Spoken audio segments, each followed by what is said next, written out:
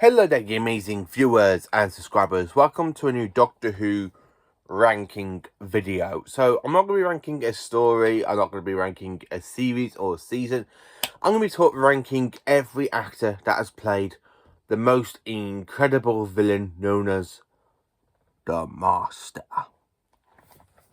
Now, I love every single one of these actors playing the Master. Yeah, we have some that I think are pretty naff, but you've got some amazing actors that specifically has played the Master. So in this video, we're going to be ranking every incarnation of the Master that we have seen on TV. Unfortunately, I've not heard of every Big Finish audio, so Big Finish and the Comics Masters are not going to be in this list. So, sit there with your TCE weapons and your laser screwdrivers, and let's dive in to how I rank every single incarnation of the Master.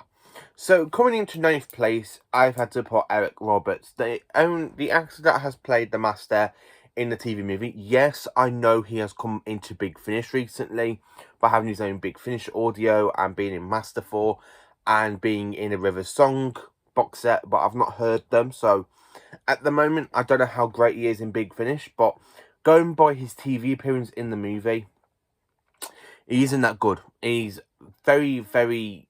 He hasn't got the aspects of the Master correctly. Like when you literally see him in the TARDIS and he takes his glasses off and you see the big green eyes. Now, of course, Eric Roberts plays a human Bruce that gets possessed by the giant mephiwarmic worm that jumps into his body, kills him, and the essence of the Master takes over his body. I mean, this is the Master that just goes, I always dress for the vacation. I really do. There's some lines I do like Eric Roberts' performance because I do like the movie, but he is by far my least interesting incarnation of the Master. But I do like him in other aspects where he literally goes, I never liked this planet, Doctor. I wasted all my lives because of you, Doctor. I love the bit he goes, I can hear your thoughts, Doctor. I can hear your memories. I just think Eric Roberts is... His performance as the Master in the movie isn't that great, but apparently in Big Finish, from what I've heard from, he's supposed to be quite good and amazing as the Master, so hopefully, as soon as I get around to listen to those Big Finish audios, then maybe my opinion on his Master might change. So, 8th place, it is Jerick Jacoby. Now, Jerick Jacoby played the Master for a few minutes in Utopia after he opens up the fob watch, which is why he's very low on this ranking list. Now, I know he has appeared in Big Finish. Again, I haven't heard any of his Big Finish stories against Paul McGann's Doctor or with his Time War, the War Master box sets that's coming out. I haven't heard any of them at the moment, so as soon as I get around to listen to them, Jerick Jacoby, like Eric Roberts, might move up in the list, but he's only like at the bottom of the list because, one, he plays Professor Yana halfway through, and then we find out that he is the Master. He opens the fob watch, and then he is very evil as the Master. You see when he literally turns around and you got the Master's eye, and then you have that thing where he gets shot by Chanvo, and he goes, killed by an insect, a girl, how inappropriate. If the Doctor can be young and strong, so can I, the Master Reborn. That is a fantastic line. And then the way you see when he literally goes, Chad, who are you? No, I am the Master. Yeah, I really like the way he does that. 7th place, it is Peter Pratt. Now, Peter Pratt has only played the Master for one episode of Doctor Who. Like 4 episodes, but one story. And it is The Deadly Assassin, which I do have here on VHS, if I can. And I've got it on DVD as well. So, I've got as you know, I've got it here on VHS. This is Peter Pratt's only story as the Master. I do have it on DVD, and of course on Blu-ray. And I've got it on Target Novel Book as well. But Peter Pratt's Master is only in for one story, and he is absolutely magnificent, which is why I put him above Eric Roberts and Jerick Jacoby. I do enjoy his Master. Predictable as ever there, Doctor. I really like the way he pretends to be deaf by sticking a needle into his body to pretend he's dead. Now, the Master in this story is dying. His body is, like, crispified. He becomes crispified with big, massive golf ball eyes. And he's still the Master because he wants to renew himself by stealing the power of the Eye of Harmony from Gallifrey, and the Doctor's there stopping him. Although he does try and make the Doctor think the Doctor assassinated the presidency of the Time Lords, the president of the Time Lords, when it turns out to be Chancellor Goff doing the Master's bidding. Peter Pratt's performance as the Master is a lot better as Eric Roberts, and Jerick Jacoby, because he's in this, as I say, he's in this story a full time. But Jerick Jacoby is a lot better than Peter Pratt, to be honest with you. But I'm only going by the way they have appeared. Jerick Jacoby only appeared as the Master, like, for the last 5 to 10 minutes of Utopia. That isn't very much time to be the Master, where Peter Pratt is the Master for this whole story, and he does get the expects right after the Master, which is really, really good. I do enjoy that one as well. The next one is in 6th place. I've had to put this one in 6th place because even though I think he's great and he is in Big Finish, I've only heard one of his Big Finish stories, and I don't want to put him up high on this list because I think it's not fair if I do that. Again, going by his Big Finish, that's the one thing I'm not doing in this video. So, Jeffrey Beavers played the Master for part 4 in The Keeper of Traken. So, again, you have that kind of build-up that you have the Melker going around, which is like a statue, but it turns out to be a TARDIS, with Jeffrey Beavers as the Master, planning to steal the Doctor's regenerations. He's planning to jump into the Doctor's body to steal his regeneration, and the Doctor at this point is still in his 4th incarnation. The Doctor is still in his 4th incarnation. You have the Master planning to jump into the Doctor's body because he's using the power of the Source from the Traken people. And it goes completely wrong because Nyssa and Adric mess around with the Source, and it backfires on the Master. You just see him there screaming and going, ah, ah, ah, like that. Again, Jeffrey Beavers is great as the Master, but I wish we had more time with him on screen as the Master. Now, Jeffrey Beavers is playing the same incarnation as Peter Pratt, because Peter Pratt was unavailable to come back into season 18 to do The Keeper of Traken. So they got Jeffrey Beavers to play the same version of the Master, but although he isn't wearing the proper mask, because the mask didn't really fit Jeffrey Beavers, so they just painted his face, which I think goes pretty much okay. People get these confused because they think it's 2 incarnations of the Master, but it's not. It's just Jeffrey Beavers is playing the same incarnation of the Master as Peter Pratt did in The Deadly Assassin. But then you have that wicked line when he jumps into Trimus's body, played by Anthony Ainley, going, "So, a new body at last." And because he's got the power of the Source, he jumps into Trimus's body, de-ages treatment, and becomes Anthony Ainley, who is very high up in this list, because I do enjoy his performance. And I like where you have Anthony just goes, "A new body at last." You got that very kind of great Master laugh. So, coming into 5th place, it is Sacha Dhawan, the Master that's played, the actor who's played the Master in last year's series, Series 12 of Doctor Who. Hopefully he does return. And I just want to say, he gives us a great performance, which is why he's in 5th place. I like the way he brings back some of the, like they did with Links, the callback. I like the way Sacha Dhawan in part 2 calls back to The Deadly Assassin, Logopolis, and some other major stories between the Doctor and the Master. Like when the Doctor fell off the radio telescope because of the Master, and he goes, "Did I apologise for that?" The Doctor just goes, "No, you didn't." Good. I like the way he just goes, "Good." I like the way Sacha Dhawan does that. But Sacha Dhawan does it really, really well. He does the insane side of the Master, specifically in the Timeless Child as well, because the Master's found information out about the Timeless Child, and it turns out to be the Doctor, and he becomes very, very hurt, and he becomes angry. He kills all the Time Lords, put them into Cyberman bodies to make them Cybermasters. But you do have that epic. He is very, very great as the Master. He's very, very. He has that insanity that the Master should have. The Master is very, very insane, which is why some of these actors, but from 5 onwards, are very, very high up on the list because they are very, very insane as the Master, because they're very, very great in the role, and I still think they're just great. So Sacha is in 5th place. So in my 4th favourite incarnation of the Master, it is Michelle Gomez, who played the female version of the Master during the Peter Capaldi run, aka Missy. Now again, like she does with Sacha Dhawan, she's very, very insane. Literally, you really hear Missy, because she does that song saying, "Hey Missy, you're so fine, you blow my mind, hey Missy." I like the way she does that, like, song when she sings that in Dark Water. The Death in Heaven, that episode where she's there on the plane, she sings in it. I do like her performance with the Daleks in The Magician's Apprentice and The Witches from Norway, where she tries and finds the Doctor.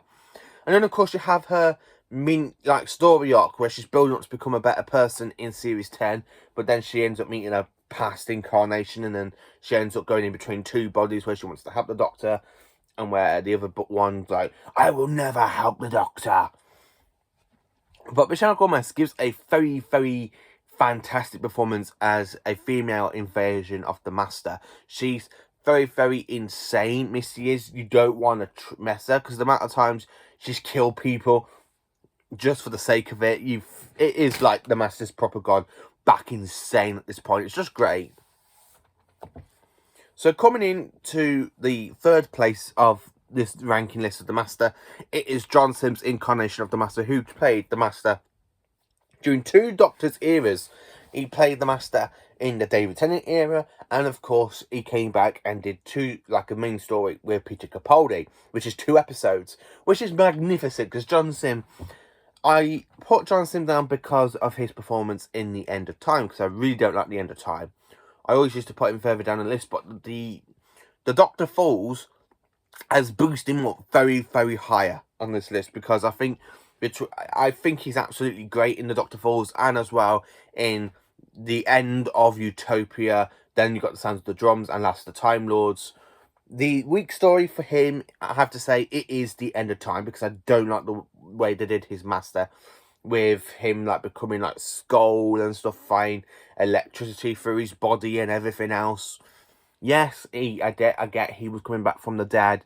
Yes, I get the resurrection went wrong, but I think they could have done it a lot better than, instead of him just going into a skull, firing electricity out in everything else. But that's my point of view. The End of Time just really ruins the Master for me in that episode. But John Simm's performance as the Master, it's magnificent. It is magnificent, because again, he has the insanity, he has the insane side of the Master. Especially when you see him with his sonic laser and he kills Captain Jack, and he goes, "The best thing is he's not dead for long, I get to kill him again."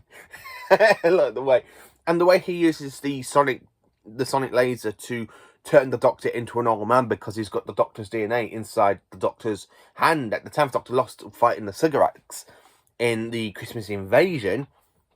I think that's really, really great. The way he tunes it into tunes into the Doctor's body and make him go really, really old, and then as punishment for what the Doctor did to Martha's family, trying to get them to sabotage the Valiant, and he literally turns the Doctor into a little baby alien Time Lord,